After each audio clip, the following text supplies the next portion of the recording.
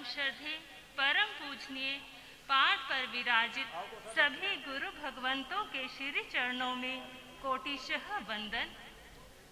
उपस्थित मुमुक्षु आत्माओं, आपका और हमारा यह सौभाग्य है कि आप और हम सभी यहाँ पर पूज्य महासाध्वी श्री रश्मि जी महाराज साहब के द्वारा आयोजित इस चिंतामणि प्रभु पार्श्वनाथ साधना महोत्सव में एकत्रित हुए हैं साधना करने हेतु।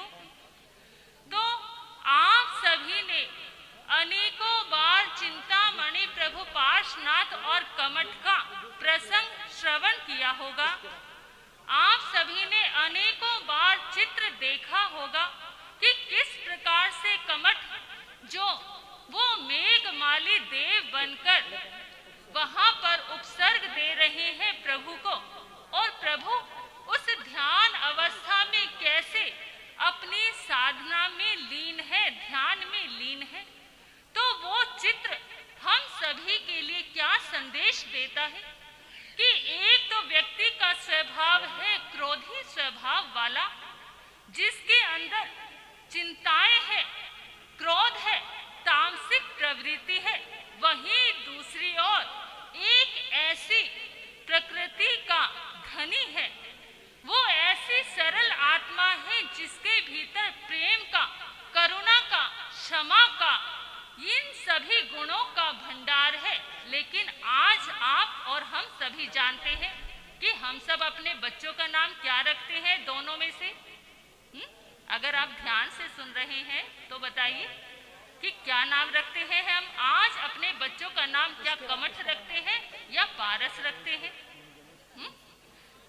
पारस रखते हैं, लेकिन पारस जैसे गुणों का कहीं ना कहीं अभाव है। वर्तमान समय जो हमारा चल रहा है उसके अंदर हमारे भीतर चिंताएं, क्रोध की ज्वालाएं ज्यादा है बजाय कि प्रेम की, करुणा के सागर का। तो आज इस साधना महोत्सव में पहुंचकर आप पूज्य महासाध्वी जी के द्वारा जो कोई भी साधना करवाई जाएगी, क्योंकि पिछले वर्ष मुझे यह सौभाग्य नहीं मिला था, तो इस वर्ष आपके साथ साथ हम भी उस साधना को करते हुए प्रयास करें कि ये नव वर्ष के प्रथम मास में हमारे भीतर भी वही समता का, प्रेम का, करुणा का जो वो भाव है, जो वो साधना है, हमारे भीतर इतनी प्रवेश कर जाए कि एक दिन हम भी उन प्रभु के समान साधक बनते हुए अपनी साधना के मार्ग में आगे बढ़ते हुए चले जाएं। और पूज्य महासाध्वी जी को भी बहुत बहुत धन्यवाद।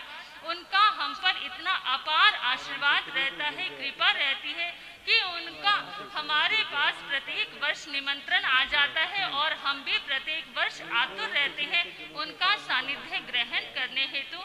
इसके लिए बहुत बहुत महाराज साहब को धन्यवाद और आप सभी को भी बहुत बहुत आभार, साधुवाद कि आप सभी को भी प्रत्येक वर्ष इस प्रकार का अवसर मिलता है, आप लाभ उठाते हैं और इसी प्रकार लाभ उठाते हुए चले जाएं। इन्हीं शब्दों के साथ ओम शांति। रहने दे आसमान जमीन।